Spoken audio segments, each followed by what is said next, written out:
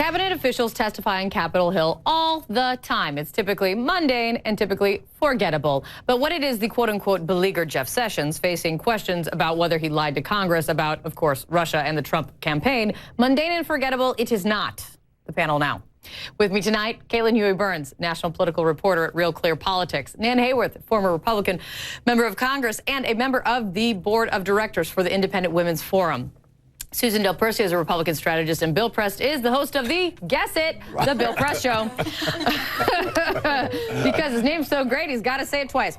All right, Caitlin, you get to start us off. Did Jeff Sessions, as we've seen today, did Jeff Sessions give himself job security or put his job more in jeopardy today? Yeah, I think that depends who you talk to. It was really a tale of two hearings, right? I mean, this is an oversight hearing, a traditional oversight hearing that takes a whole new meaning with all of this. Exactly, of course. Because normally we fall asleep in oversight hearings. Exactly. So the Republicans were even when you were overseeing them. Keep going, keep going, keep going. Not Nan, but most. I think, you know, he was trying to protect himself here, certainly. He said, I cannot recall, I do not believe, and those sorts of things asked every time. What was interesting, you know, a couple of things were he would say, I can't recall that meeting, but I know in that meeting I pushed back against Papadopoulos, for example, meeting with the Russians. Right, so that's silly. Right. I mean, can we just call it for what it is? If you recall some of the meeting, you recall all of the meeting. That's silliness. And it's playing out on Capitol Hill over and over again. And Jeff Sessions is going to get away with it. Right. And he's not really getting pushback from Republicans, even though he's kind of tested their patience a lot with these hearings. Another interesting facet was the Clinton component, right? I mean, yesterday, Jeff Sessions said that, you know, he might direct some prosecutors to look into Hillary Clinton. And this comes after, of course, he said he would recuse himself from anything involving Clinton. He was asked about that. He was also pressed about appointing a special counsel for Hillary Clinton, and he seemed to actually push back on that line of questioning from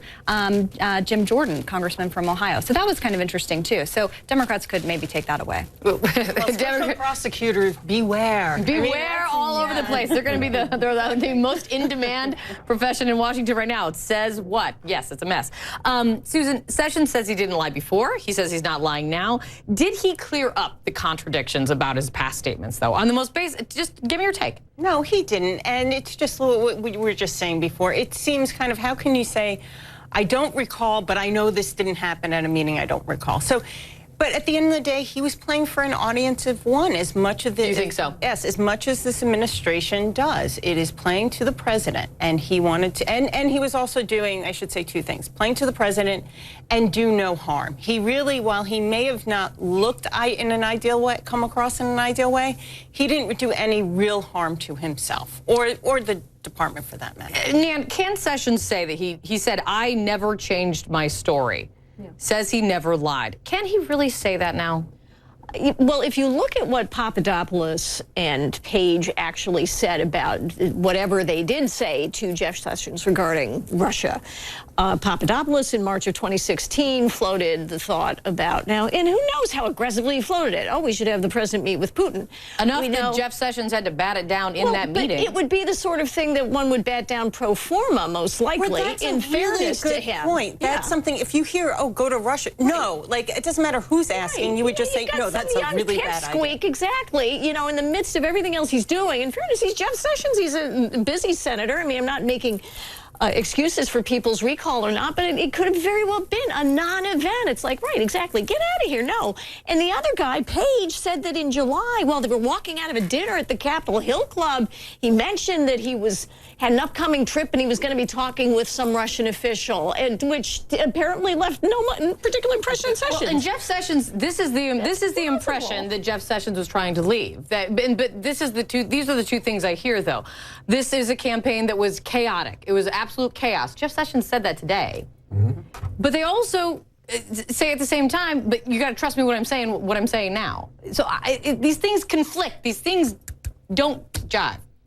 I think Jeff Sessions has zero credibility left because he's changed his story so many times. At first, you played that clip over and over today, there were no meetings at all that I know of between anybody with this campaign and any Russian official. And now selectively, he remembers other meetings, either with them, with himself, or others talking about them. And I thought what struck me today was he couldn't remember anything about the Carter Page conversation or the George Papadopoulos conversation until he read about it in the newspaper, and yet both of them suggested a meeting with Vladimir Putin or going to Russia, which was a big deal, so big that he had to bat it down.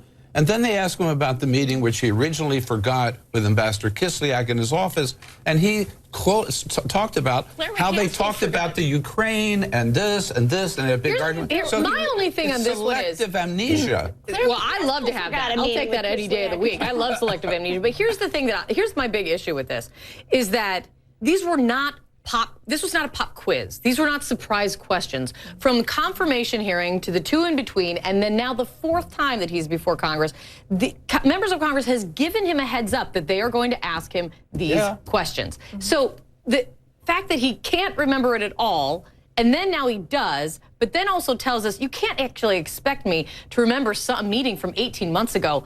Isn't that exactly what we ask witnesses to do when they take the stand all the time? Well, but I would submit to you, Kate, that there you don't have to submit it, you can just say it. errors. No, I would submit it. But no, there are errors of memory that occur in all of us all the time. Claire McCaskill, the senator from Missouri, is very well respected and certainly no dummy by anybody's estimation. She said wasn't. That she couldn't remember. She, my friend, was not under oath. Excuse me. She was not I under understand, oath Kate. I'm not before saying Congress. that, but my point is this: she had made an assertion in the public arena. Yes. I never talked with any Russian. We all have lapses in memory, but we are not under oath and don't have the responsibility as the top law enforcement officer in our country. I get it. Also the former chairman of the Senate Judiciary Committee and someone who knows his stuff, or should. We are not any of those things. But you're also making the point that he knows what's coming. And he should have been run these committee hearings before. He should have been prepared to come in there and ask these questions. Instead, I thought he fumbled all over the place. And not only that, he's a U.S. senator. His schedule could be printed out for the last 18 months. You know what you do prepare. They don't, but they do remind you between news, you have a huge staff. You know these questions are coming. You get your schedule, you get the news reports, you say this is what's been out there and what does. It's supposed to trigger something. Do you think in the end, where we are right now, do you think in the end this does what to the public's perception of the Trump campaign and the Russia investigation and Jeff Sessions' role in it? Right. I mean, that's the big question here. So what are the consequences of what we saw today? I think it depends, of course, who you ask. I think, though, which is basically everything in Washington these days. Yeah, right, keep going, but bringing it back to the information that we got today out of reporting about Don Jr. and the WikiLeaks shows that there are shoes dropping, however big or small you think they are, you know, every week it seems, right? And just bringing this back again to the president's son, his lawyers have turned over thousands of documents to the committee. The information that we got yesterday was just a snippet of them. So Republicans in Congress are on edge about this. Jeff Sessions certainly should be on edge about this. And remember, the president comes back from his foreign trip today. President lands and he says what? Holy moly, I'm happy to be home. Exactly, right back around to Speaking of shoe sizes, I'm an 8.5. Is that considered a big shoe to drop or not? We'll just discuss that in the break. As Donald Trump said during the campaign, he loves WikiLeaks. Couldn't say it enough. Does that love now extend to his family as well? Starting to sound